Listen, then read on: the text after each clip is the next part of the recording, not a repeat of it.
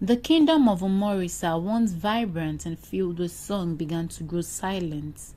King Okaru's decree sent ripples of despair through the palace and beyond. His daughters, beautiful as moonlight, were prisoners of their father's obsession. Their hearts longed for freedom, for love, and for the world outside the palace walls. His people who once respected him began to resent him. Families hid their daughters in fear of his gaze. Elders whispered of a curse that would surely befall the king who defied the sacred bonds of fatherhood. King Okaru was a very powerful and wealthy king, but he was known for his weakness around beautiful women. Even as a young prince, he would always parade the village with his guards in search of beautiful maidens. He would even demand to take people's wives in some cases. Reports of his behavior would reach his father, the king, but he would turn deaf ears and sometimes excuse it as youthful exuberance. But slowly it sowed an evil seed inside King Okaru. He believed he could do anything he wants and no one would dare stop him. King Okaru continued in his ways and became even more lustful. By the time he became king, he already had over 50 wives and concubines, but it didn't stop. Families started hiding their daughters and young beautiful wives from him because they feared he would take them away. But now, with this new decree, the villagers had a mixed sense of relief, as it seems as the king is now interested in his own daughters. Some villagers said at least now he would leave our daughters and focus on his, while some who knew the likely consequence of the king's decree feared for the calamity and ruin that it would bring to their village.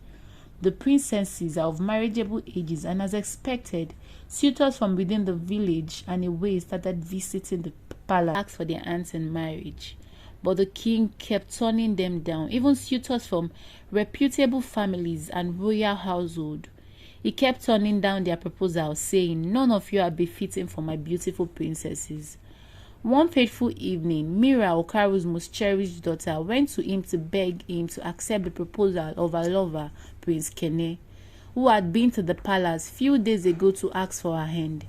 She loved him and she was not ready to lose him as she had lost other suitors in the past. But her father turned deaf ears. She asked him what he planned on doing with them if he chased all their suitors away. After that conversation, King Okaru called his chiefs for a meeting and made a decree that he could marry his daughters and it would not be a taboo, because the king's daughters are too precious and can only be taken care of by a man of his caliber. When the chiefs heard this, they shouted in disbelief and tried to warn him of the repercussions of what he was trying to do, but he turned deaf ears. When the princesses heard this, they went immediately to confront their father, hoping to awaken whatever shred of humanity was left in him. But their father was resolute in his new decree. That evening, Mira, Okaru's most cherished daughter, stood at the palace windows, staring into the horizon. She was not just beautiful but wise, her soul yearning for liberation.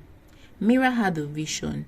An old mysterious woman appeared to her in a vision and said, "Your father's lust and greed has angered the spirits.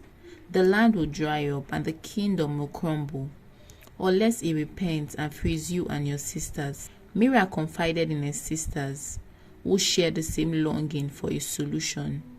Together they hatched a plan to leave the village in search of the woman from Mira's vision. Disguised as commoners, they ventured into the barren wilderness. Few days later, Mira's dream came to pass. The village experienced drought. The rivers started drying up, crops withered, and the kingdom well began to dwindle. King Okaru fell terribly ill, and no healer could tell what illness had befallen him. Villagers abandoned their lands, blaming the king's misdeed for the kingdom's curse. After traveling for a few days, the princesses eventually found the old woman, living by a dried-up riverbed under a huge baobab tree. The woman revealed herself as Okoka, an ancient seer and keeper of the spirit wheel. Okaru's greed and cruelty have awakened the wrath of the ancestors, she said. He has dishonored the sacred bond between parent and child, treating his daughters as possessions rather than blessings. Only he can lift this cost, but it will come at a cost. She handed Mira a small clay plate painted with intricate symbols. Inside this plate lies the power to summon the spirit of judgment. Present it to your father and they will force him to confront his sin.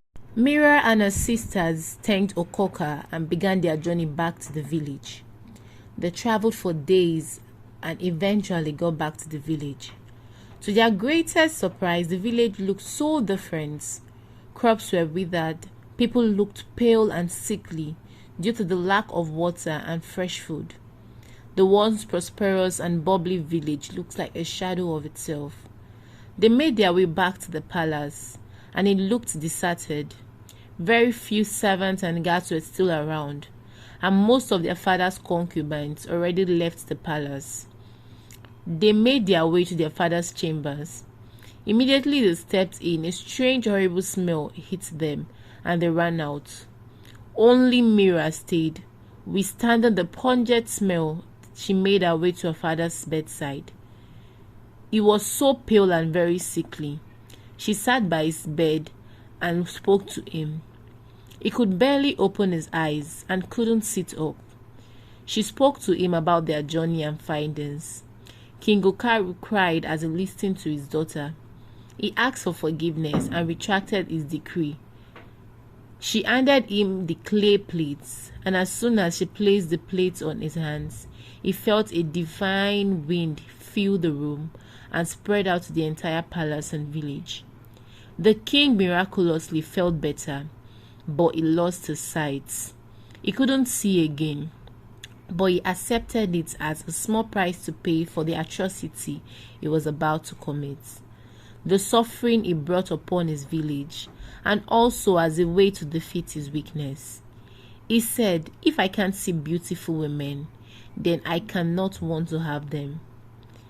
After this occurrence, King Okaru ruled as a better king, as he now believed and he knew for sure that he couldn't just do anything and get away with it. However, the village of Morisa prospered even more, and the princesses got married to their suitors. And Princess Mira and Prince Kene. Thanks for watching. Don't forget to like, share, and subscribe to this channel.